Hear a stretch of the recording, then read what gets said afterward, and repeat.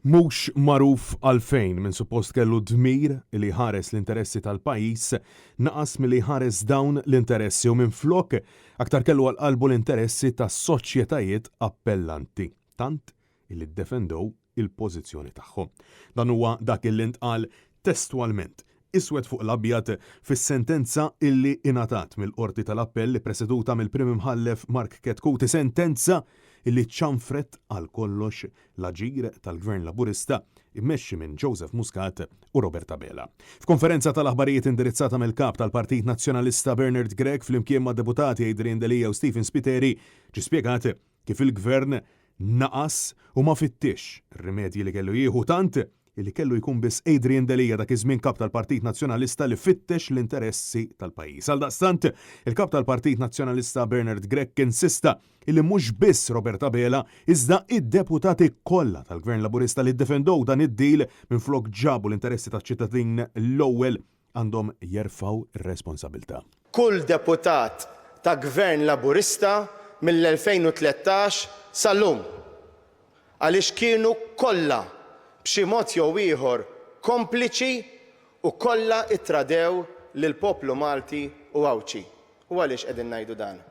Għax it-tradiment ma seħħx minn dawk biss li jiffirmaw il-kuntratti jew ippreparawhom jew ftehmu minn wara. It-tradiment seħħ minn kull deputat tal-Gvern illi meta l-affarijiet kienu ċari mill-bidu flok ħaseb u ra illi ħares l-interessi tal-poplu, tal-kostitwenti tiegħu li eleġġewh, ħares l-interessi tiegħu u tal-partit tiegħu.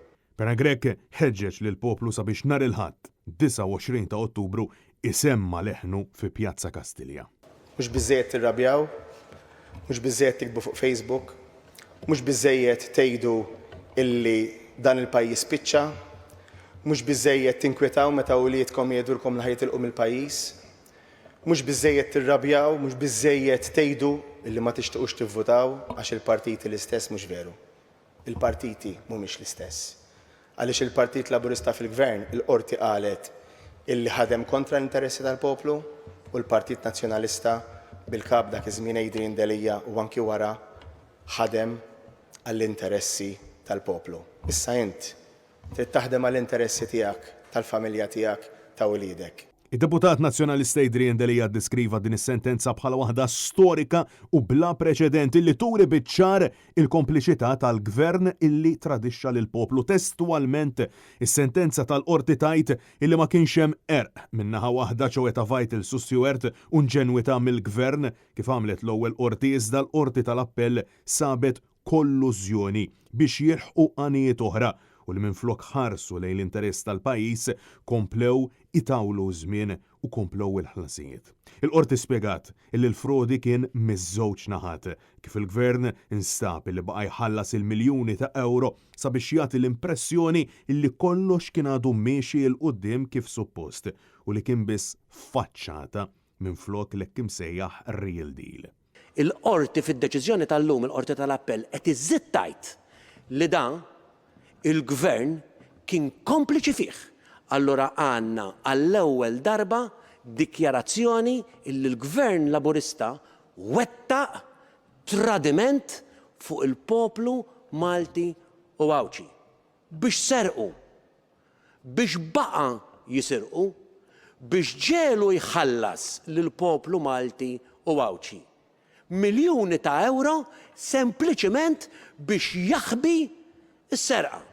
Il-deputat Stephen Spiteri qal li fil-waqt li l-verità rebħet il-poplu Malti u Awċi jitlef u għadu qed jitlef tant illi naqas milli jwieġeb għal infrastruttura adegwata fis-servizzi mediċi u għassaħ illi pajjiż ngħadu fost l-oħrajn mingħajr sptar ġdid f'Għawdex, mingħajr sptar ġdid għal kura psikjatrika u bistennija twila għal appuntamenti u operazzjonijiet. U minflok għażel illi jagħmel gwadan għaskapitu tas-saħħa tal-familji Maltin u Awċin. Aħna bħala Partit Nazzjonalista, is-saħħa dejjem kienet ta' priorità, is-saħħa hija importanti u aħna ser inkunu il-partit li naspiraw sabiex il-kwalità ta' saħħa ġewwa pajjiżna tkun tal-aħjar kwalità għal Maltin u l-Awċin kollha. Il-koll appellaw lil poplu Malti Wawċi sabiex nhar il-ħadd b'vuċi waħda jinsistu mal-gvern ta' Roberta Bela sabiex jagħti l-miet ta' miljuni ta' euro lura u sabiex xi ħadd jerfa' responsabilità politika kif inhu xieraq.